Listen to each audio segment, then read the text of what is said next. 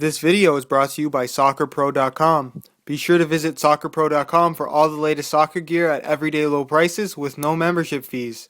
Don't forget to use coupon code SR4U at checkout for $10 off a $75 purchase, plus free shipping within the US. Hey guys, Josh from SoccerReviewsForYou.com, bringing you a comparison video today between the Adidas Predator LZ2 and the Adidas Nitrocharge 1.0.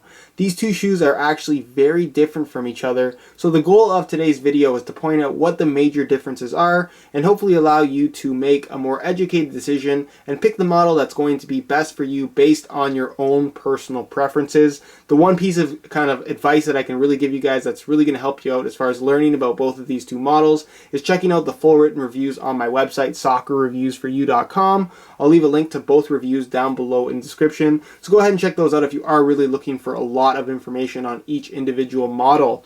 Now, as far as the LZ2 and the Nitrocharge 1.0 go, I know the first thing a lot of people are going to ask, especially those of you who haven't been subscribing for a little while, is which one is the best based on my position and playing style, because Adidas and pretty much any company nowadays is really marketing their shoes for a certain type of player or a certain type of position, and really you shouldn't kind of link a shoe with a position or a playing style, because at the end of the day it's down to the player and not the shoes on your feet. So while the Nitrocharge is kind of marketed as a protective shoe or as an energy player, if you will, any player on the field, no matter what position or no matter what playing style, can wear this shoe. The same thing goes for the Predator LZ2. It's marketed as a control/power boot, but if you're a striker or you're whatever position that you're playing out there on the field, you're not going to have any problems wearing this particular model.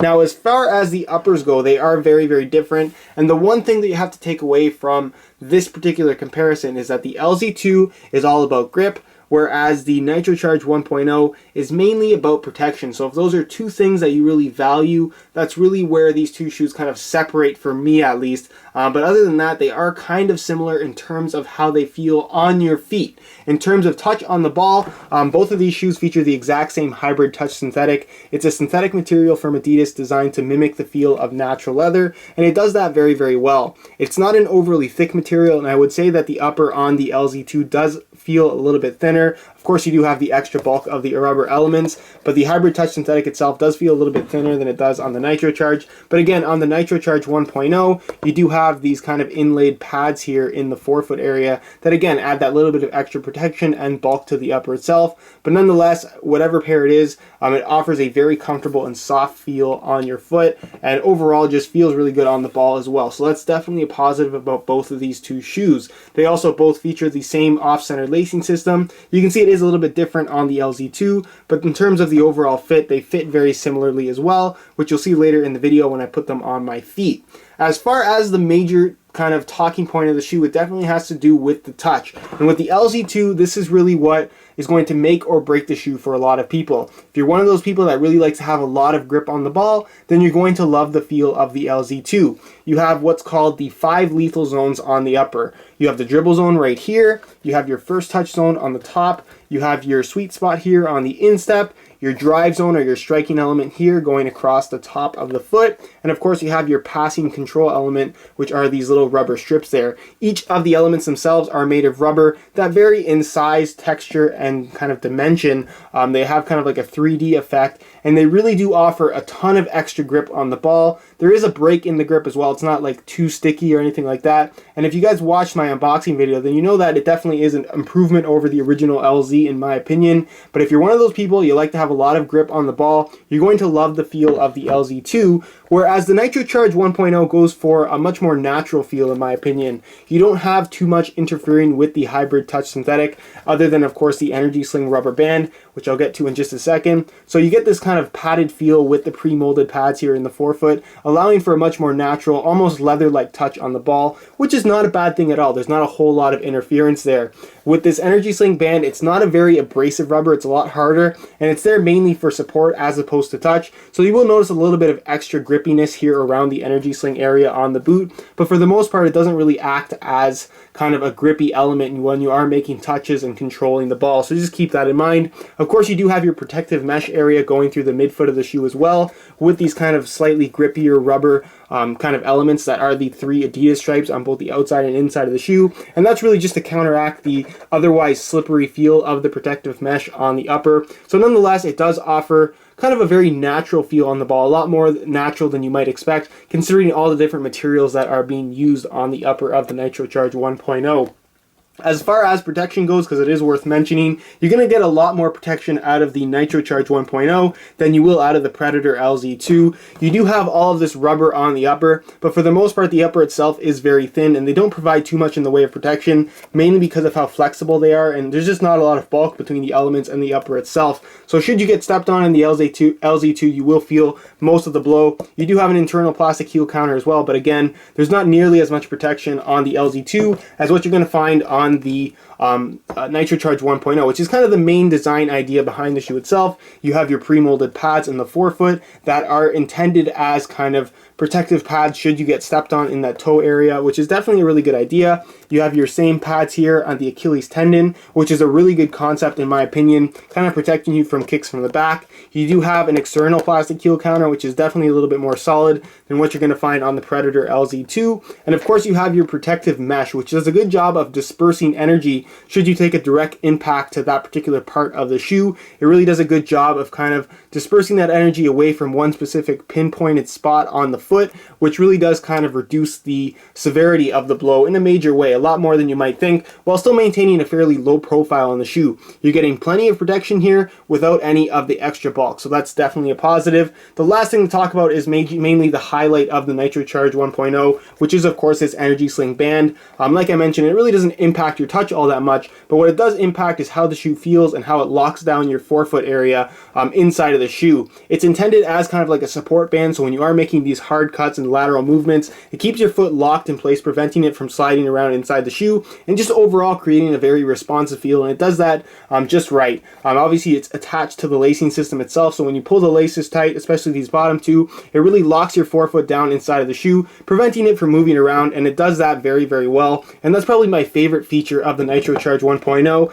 But even with the LZ2, while it doesn't have that, you still have the rubber elements on both sides of the forefoot that will allow for a little bit of extra rigidity in the upper in these particular areas. So it isn't like it's going not reinforced. It's not the same to the same extent that you're going to get from the Nitrocharge 1.0 energy sling, but it definitely is a similar technology. You're getting the support on both the lateral and medial sides of the upper, but you just don't have that same lockdown that you get from the energy sling itself. As far as the sprint frame and sole plate goes, they're both featuring that sprint frame kind of sole plate that is based off of the Adizero, which is what makes both of these shoes so lightweight. Obviously, like I mentioned, this one does not have the external heel counter like you will find on the Nitrocharge. They feature the exact same stud pattern though, and they are both MyCoach compatible. Stud pattern itself, triangular stud pattern, provides a very good combination of grip when pushing off, as well as maneuverability when your foot is planted. The only difference you're going to find in the Nitrocharge 1.0 is you do have their energy pulse technology, which is kind of the zigzag kind of lightning-like pattern here in the forefoot area. It's designed to be more responsive, and basically what Adidas is preaching with the Nitrocharge 1.0 is they're indirectly saying that it's going to allow you to accelerate more quickly, and that's definitely not the case. It definitely is a little bit stiffer in the forefoot area when you hold it in your hand and flex it in comparison to the LZ2. It's a lot more flexible in hand, but when you have the shoes on your feet and you're running around, it's very, very, very difficult to notice a difference in feel between the two models. So if you're kind of buying into the idea of the Nitrocharge simply because you think it's going to make you run faster or it's going to feel more responsive, that's just not the case at all, and I really didn't notice a whole lot of difference in the feel of the sole plate between the Nitrocharge 1.0 and the LZ2. So that's pretty much it as far as the main features on the shoe, and I'll move on to a quick weigh-in so you can see how lightweight both of these guys are. The Nitrocharge 1.0 and the Predator LZ2 are almost exactly the same when it comes to weight, so there's not really any kind of noticeable difference in feel when the shoes are on your feet. But for the sake of comparison, we're going to weigh both of these shoes for you in real time. Keep in mind these are both a size 9 US in brand new condition. We're going to throw the LZ2 on the scale, and you can see that they weigh in at 8.15 ounces. So very lightweight for a shoe that feels this solid. We'll take that off the scale and we'll throw on the Nitrocharge 1.0. Again, brand new pair, size 9 US.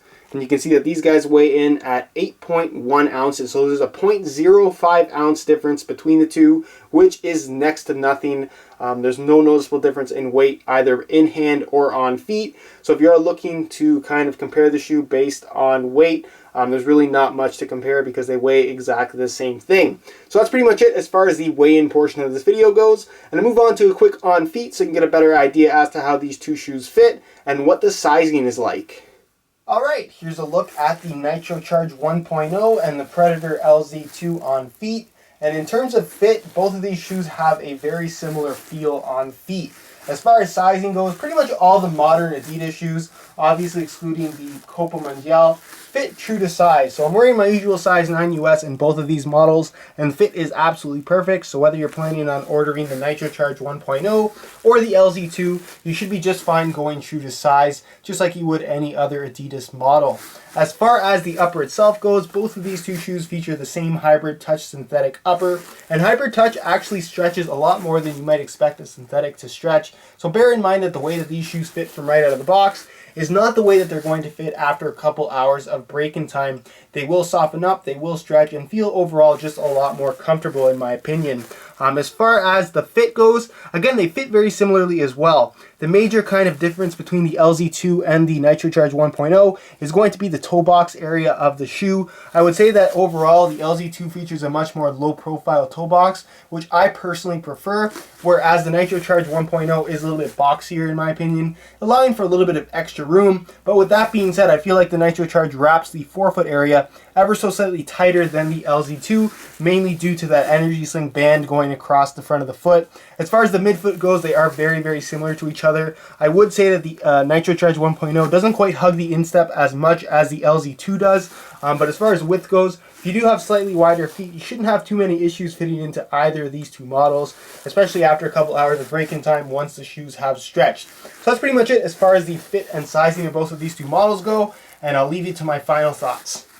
Alright guys, that's it for my comparison video between the Predator LZ2 and the Nitrocharge 1.0. And I know the question a lot of people are going to ask is which one is better than the other, and in all honesty I wouldn't say that one is better than the other at all, mainly because they both offer completely different feels on the ball. In terms of which one is my personal favorite, I was expecting to prefer the Nitrocharge 1.0, but I have to say that I was really impressed by the LZ2, and I have to say that it is my personal preference over the two, but not by much. And that's not to say that the Nitrocharge 1.0 is not a good shoe, because they're both fantastic new models from Adidas. And like I mentioned, if you would like more information on the overall performance for both of these two shoes, be sure to check out the written reviews on my website, which you can find linked down below in the description. As well, on those same review pages, you're going to find buy it now links with the best prices online, including exclusive SR4U coupon codes to get you some additional discounts if you are interested in ordering a pair for yourself. If you guys have any questions regarding either of these two shoes, feel free to leave a comment down below, and if you enjoyed the video, be sure to support it with a like. Subscribe if you haven't already for daily videos on all the latest soccer gear. You can find links to all of my social media platforms down below in the description. And other than that guys, I hope you enjoyed today's video, and as always, thanks for watching.